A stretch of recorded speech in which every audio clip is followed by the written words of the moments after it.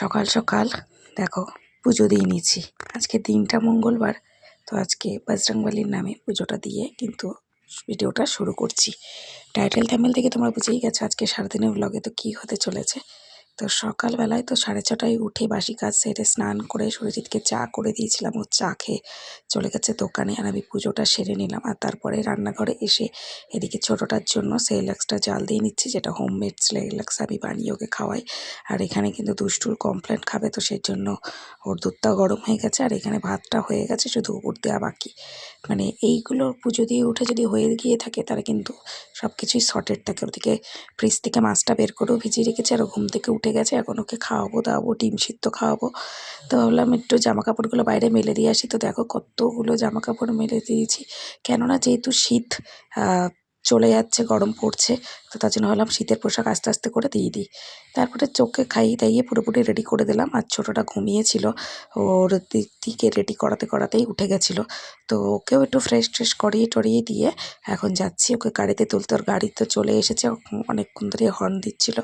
যেহেতু ছোটোটা উঠেছিল তার জন্য তাড়াহুড়ো করে বেরোতেও পারছিলাম না, একটু লেট হয়ে গেল বাইরে আসতে। তো এখন চলে যাচ্ছে ও স্কুলে। আজকে ওকে সোয়েটার টুপি কিছুই দিইনি, ও প্রচণ্ড পরিমাণে গরমে ঘেমে যাচ্ছে। আর ঘরে চলে এসেছি, আর আমার বিছনার তো এই অবস্থা। চলো এক চুটকি মেরে আজকে কিন্তু বিছনাটা পরিষ্কার করে নিই, দেখি তো চুটকি মেরে পরিষ্কার হয় নাকি। তো যতটা পারলাম একটু এডিটিংয়ের মাধ্যমে চেষ্টা করলাম। আর এখানে আমার চা বিস্কুট, তার সাথে মিষ্টুর দুধ সব কিছু নিয়ে নিয়েছি। আর ও দেখো কাঁদছে, ওর প্রচণ্ড খিদে পেয়ে গেছিলো, তাই ওকে একটু খাইয়ে টাইয়ে ঘুমটুম পাড়িয়ে নিয়ে রান্নাঘরে চলে এসেছি। আর চলে এসে প্রথমে পেঁয়াজ কলি আলু ভাজাটা করে তারপরে সুরজিতের ডালিয়াটা করে নিয়েছিলাম। ডালিয়াটার পর করেছিলাম মাছের ঝোল, কিন্তু সেটার ভিডিও আর শেয়ার করিনি। ফোনে একটু গান চালিয়ে একটু গান শুনছিলাম, ছোটোটা তো ঘুমাচ্ছিল। আর এখানে কিন্তু পিৎজার জন্য স্টলের সেজন্য চিকেনটা বানিয়ে নিলাম। আর সিঙ্কে তো ভর্তি বাসন। আর এই যে শিম আলু দিয়ে কাতলা মাছ, তো পেঁয়াজ কলি আলু ভাজা আর শিম আলু দিয়ে কাতলা মাছের ঝোল, লেবু, এই তো জিনিস। আর এই জিনিসটা কি তোমরা কি কেউ কি গেস করতে পারো? আগের দিন আমি এটা ফটো ফেসবুকে আর হোয়াটসঅ্যাপে দিয়েছিলাম যে এই জিনিসটা কি, তোমরা কি কেউ গেস করতে পারো? এখন নিশ্চয়ই তোমাদের কাছে পুরোটাই ক্লিয়ার। জিনিসটা সেকেন্ড হ্যান্ড, কিন্তু আমাদের ঘরে যেহেতু নতুন, তো আমার কাছে তো নতুনই হবে। তো এটা একটা কিন্তু আইসক্রিমের যে ফ্রিজগুলো হয় সেটা। আর আমার তো এই ডবল ডোর একটা ফ্রিজ আছে, ওটা নেওয়া হয়েছে স্পেশালি আমাদের ব্যবসার কাজের জন্য, অনেকটা দরকার বেশি টেম্পারের, তো তার জন্য এইটা নেওয়া হয়েছে। আর এটাকে এভাবে ঢেকে দিয়ে দিয়েছি। আর এই স্টোরেজ বক্সগুলো এত সুন্দর। এই গামছাটা বাতিল গামছা বলেই কিন্তু এখানে এটা ঢাকা হয়েছে, যেহেতু সাদা কালার ভীষণ নোংরা হয়ে যাবে, আর রান্নাঘরে থাকবে তেল কাস্টেরও একটা ব্যাপার থাকতে পারে, তার জন্য এভাবে ঢেকে দেওয়া। আর দেখো যেহেতু এখানে কোনো কানেকশান নেওয়া নেই, ফ্রিজটা চালানোর জন্য এখানে একটা তারের ব্যবস্থা করে কানেকশান নেওয়া হয়েছে।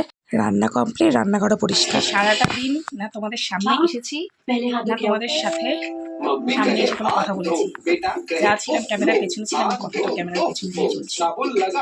ঘড়ি কাটায় 7:30 বাজে, সন্ধ্যে 7:30। আমি দুটো লাস্ট করেছি ওই 12:30 পৌনে 1টার দিকে। তারপরে তো ছোটোটাকে স্নান করালাম। লাস্ট ওইটা তোমাদের দেখিয়ে দিলাম। শেষ পর্যন্ত ছোটোটাকে স্নান করালাম। তারপরে পরে দুটো নাগাদ বড়টা আসলো, ওকে স্নান টান করানো হলো, দিয়ে খাওয়া দাওয়া করে 3:30 পড়াতে এসেছে, পড়লো, ঘুমালো।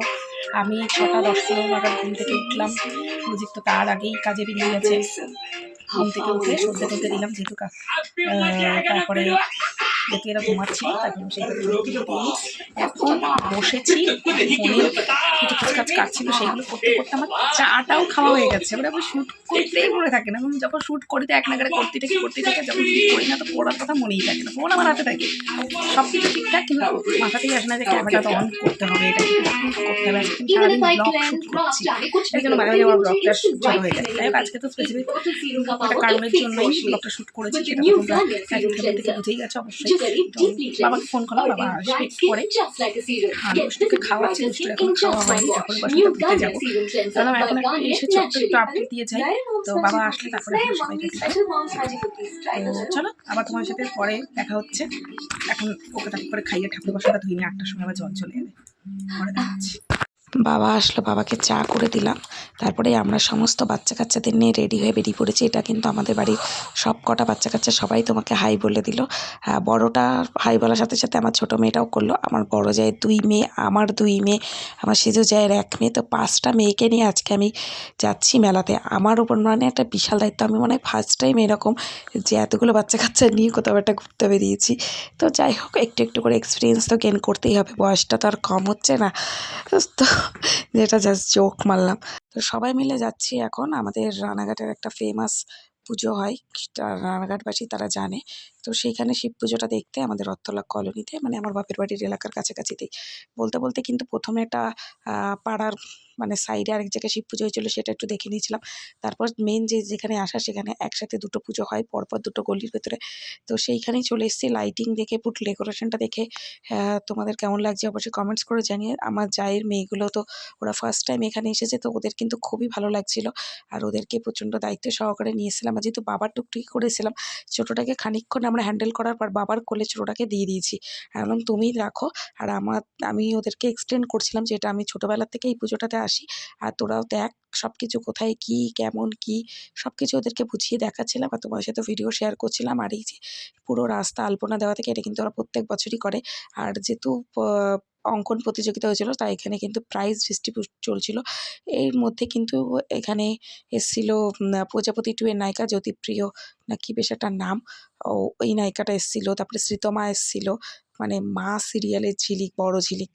তারপরে এসেছিল হলো গিয়ে স্টার জলসায় লক্ষ্মী ঝাঁপি সিরিয়ালের ঝাঁপি। আর এই যে প্যান্ডেলটা এসে দেখলাম যে এই প্যান্ডেলটা কিন্তু দুর্গাপুজোতে বাতকুলায় গাংনীতে করেছিল। তো মানে ওই প্যান্ডেলটা পুরো সেম টু সেম এখানে করা। তবে যাই হোক, ভালো লাগলো যে শিব পুজোতেও এত বড় একটা প্যান্ডেল ডেকোরেশন কিন্তু হতে পারে।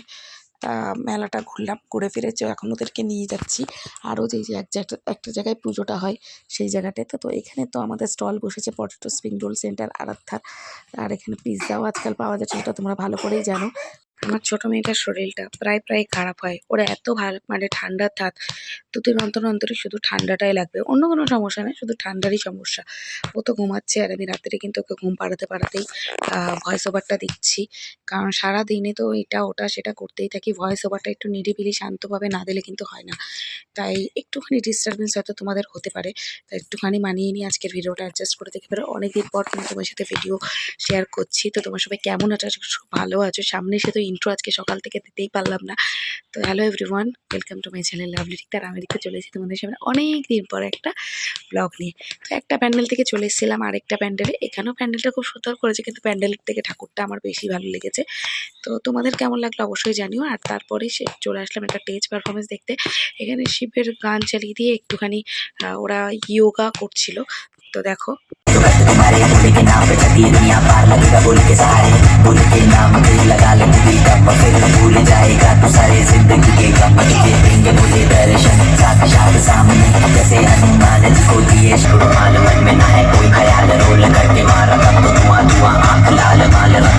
খালি মেলা ঘুরলে হবে, খাওয়া দাওয়া তো করতে হবে। তো এখানে এসে অর্ডার দিয়ে দিচ্ছি পিৎজা। তো সুরজিৎ বললো বড় পিৎজাটা একটুখানি কম আছে, তাহলে ছোটো ছোটো পিৎজাগুলোই বানায়। তো আমি বললাম ছোটো ছোটো পিৎজা তাহলে দুটো করো, দুটো করে সবাইকে ছোটো ছোটো প্লেটে করে 2 পিস করে বড় বড় টুকরো করে সবাইকে দিয়ে দিই। তো আমার সব 3 জায়ের মেয়েকে আর আমি একটা নিয়েছিলাম। আমার পিৎজাটা খুব একটা খেতে ইচ্ছে করছিল না, তো আমিও 2 পিস নিয়ে বাবা 1 পিস আমি 1 পিস খেয়ে নিয়েছি।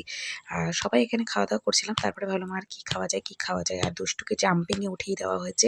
আর আমি একটা হটডগ বাড়িতে গিয়ে গরম করে পরে খাবো বলে ব্যাগে পুরে নিয়েছি। আর দুষ্টুর জন্য কিন্তু ভুট্টা নিয়ে নিয়েছি, ও ভুট্টা খেতে ভালোবাসে। আর এখন খেলেও কখন শেষ করবে।